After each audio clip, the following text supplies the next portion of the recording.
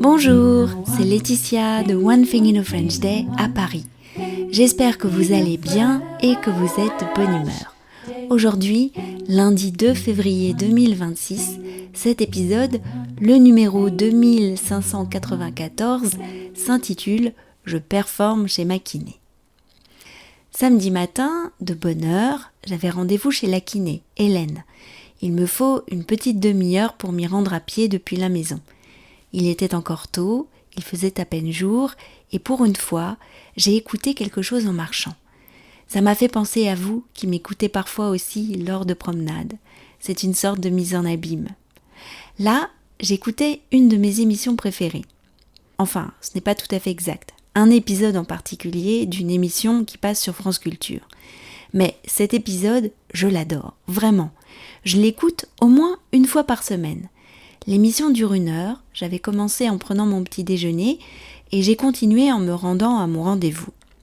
L'émission s'est terminée alors que je composais le code de l'immeuble du cabinet. Cette émission me rend absolument de bonne humeur.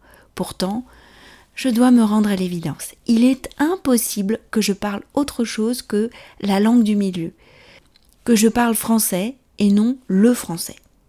J'en ai parlé à Hélène au début de la séance, parce qu'il est question de lire des livres drôles dans l'émission.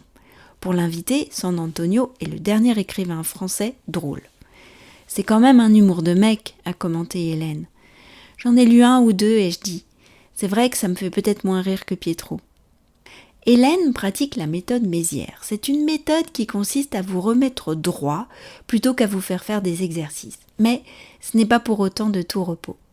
Allongée sur la table, les bras en croix, les chevilles maintenues par des poids, je suis à la merci d'Hélène qui monte sur la table et attrape une de mes jambes pour la faire basculer doucement sur le côté jusqu'à atteindre un tabouret posé à côté de moi.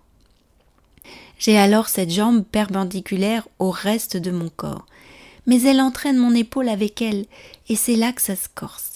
Ainsi tordue, je dois m'efforcer en expirant de poser mon épaule le plus possible dans la table. Quand Hélène a dit « Maintenant soufflez, sans monter votre menton et enfoncez votre épaule dans la table », j'ai eu envie de rire malgré la douleur. C'est là que j'ai remarqué que le plafonnier se positionnait juste au-dessus d'Hélène, chaque branche dépassant de sa tête comme une couronne lumineuse. Le plafonnier est composé de différentes tiges entrecroisées, plus ou moins perpendiculairement, avec une ampoule à chaque extrémité. J'ai eu une illumination. Hélène, je vois clair dans votre jeu.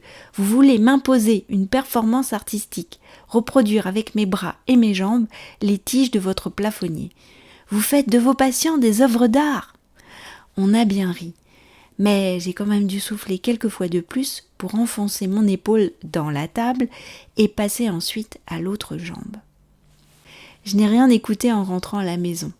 Écouter Philippe Bordas parler de la standardisation de la langue à l'aller et reproduire un plafonnier avec mes bras et mes jambes remplissait déjà bien cette journée.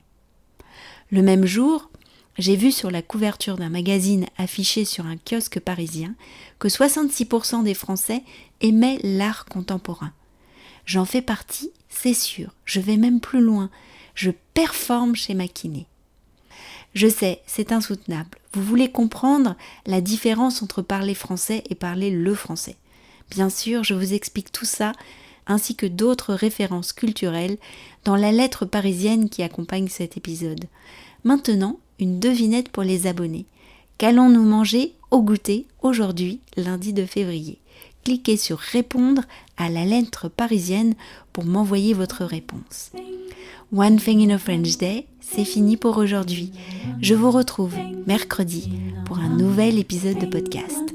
À bientôt, au revoir. In a French day.